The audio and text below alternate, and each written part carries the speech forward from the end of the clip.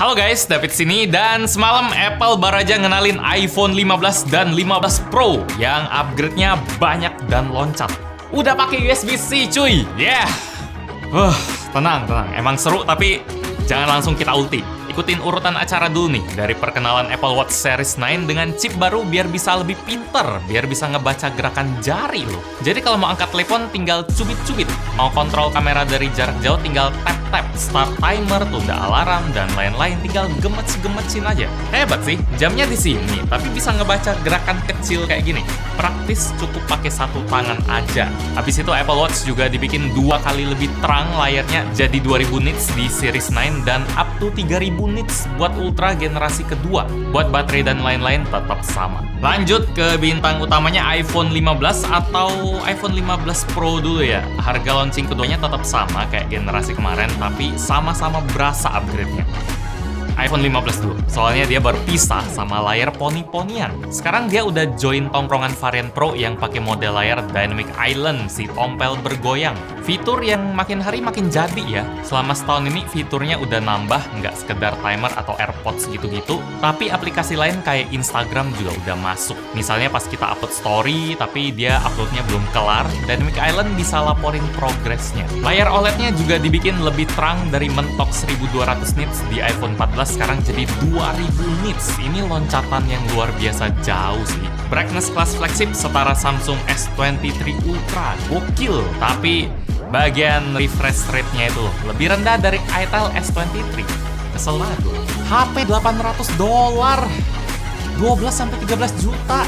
Masih pakai refresh rate 60 Hz. Kacau. Dari zaman iPhone 13 udah dikritik, 14 dicaci, 15 tetap pede. Mungkin saya yang nggak ngerti pasar, mata orang awam nggak nangkep bedanya. Fine-fine aja.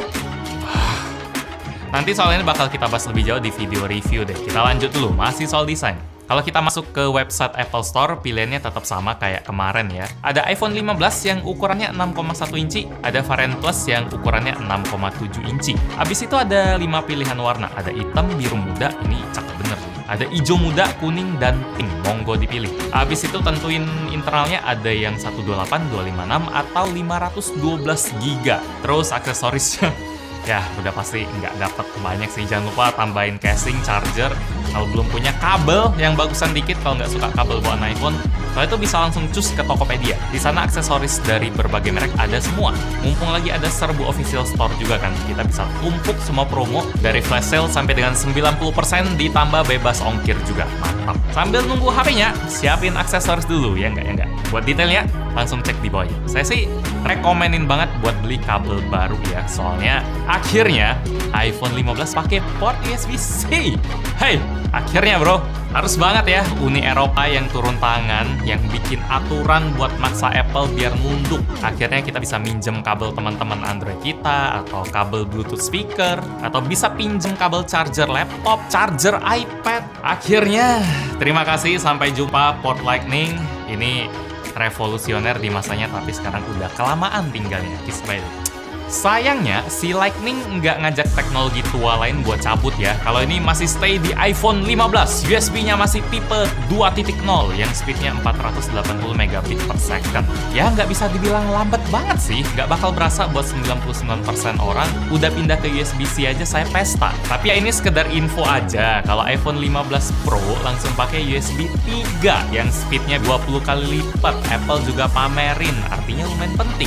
Ya saya cuma bisa senyum aja lah. Emang nasib varian biasa harus ngalah biar Pro kelihatan lebih tinggi, merendah biar yang lain lebih tinggi.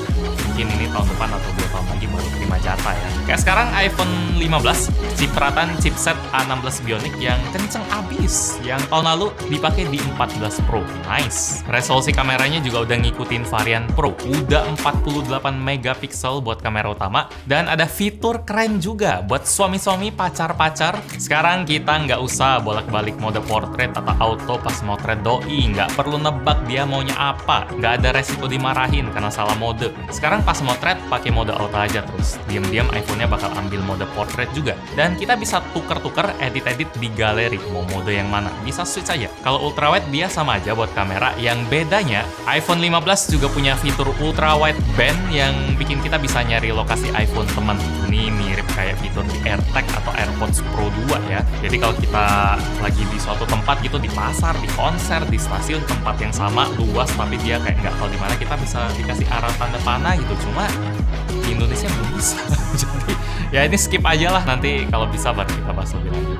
Jadi ya gitu, berita buat iPhone 15. Ada Dynamic Island, USB-C, chip baru, kamera baru, layar baru, warna baru, harga sama. Mantap upgrade-nya.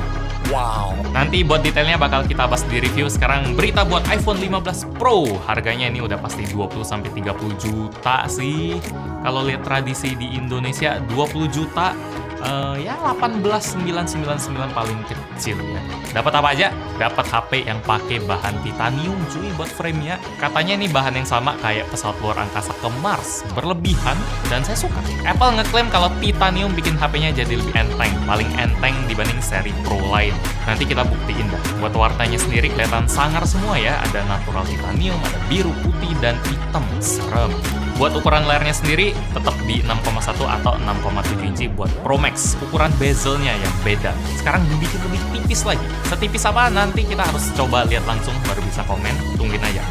Bakal banyak konten iPhone 15 sih, banyak yang baru. Kayak dari tombol silent di kiri, sekarang di varian Pro nggak ada lagi. Udah diubah jadi action button biar fungsinya lebih banyak. Kalau bawaannya tetap buat silent pas kita unbox, tapi nanti di setting kita bisa utak-atik. Bisa kita jadiin shortcut ke aplikasi atau translate atau kamera, do not disturb, center, deteksi lagu, suka-suka. Terus HP 20 juta dapat prosesor monster Bionic A17 Pro. Kenapa harus ada kata Pro-nya bukan A17 aja kayak biasanya? Apple, segala sesuatu harus di-Pro-in, Ultra-in, Max-in. Untung isinya selalu gila ya, fabrikasi 3 nanometer. Ini paling kecil dibanding yang lain. Wow. CPU-nya 6 core, ada GPU 6 core yang diklaim lebih kenceng 20% dari generasi kemarin, yang udah kenceng banget, udah support ray tracing, processing AI 2 kali lebih kenceng. Nggak kebayang sih. Ini yang bikin saya respect sama Apple. Nggak cuma bagus di software, tapi mereka juga neken terus sih hardware. Kamera pun gitu, sensor dibikin lebih gede lagi biar low light lebih bagus kameranya. Bisa syuting video format ProRes di 4K 60 fps, kuat parah. Bisa rekam spasial video juga biar rekaman kita berasa 3 dimensi kalau nontonnya di Apple Vision Pro. Mau buat rekam apa saya nggak tahu. Kamera telefoto juga bisa 3 kali zoom dengan stabilisasi OIS dan 3D sensor shift buat iPhone 15 Pro.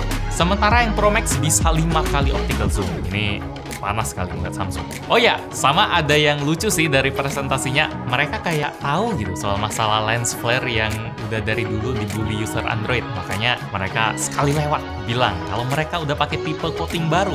Tapi ngomongnya cuma 1 kalimat aja terus move on. The camera includes a new nanoscale coating to reduce lens flare. Rasa nggak penting tapi sebenarnya ini penting banget. Haha, jadi gitulah sedikit rangkuman saya buat iPhone 15 dan 15 Pro baru.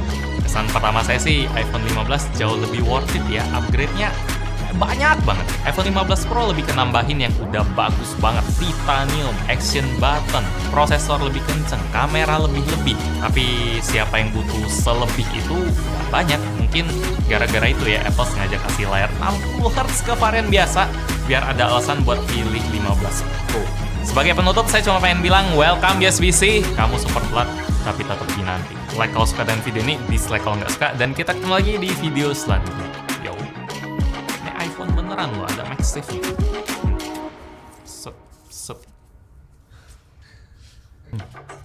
Magnet, wis.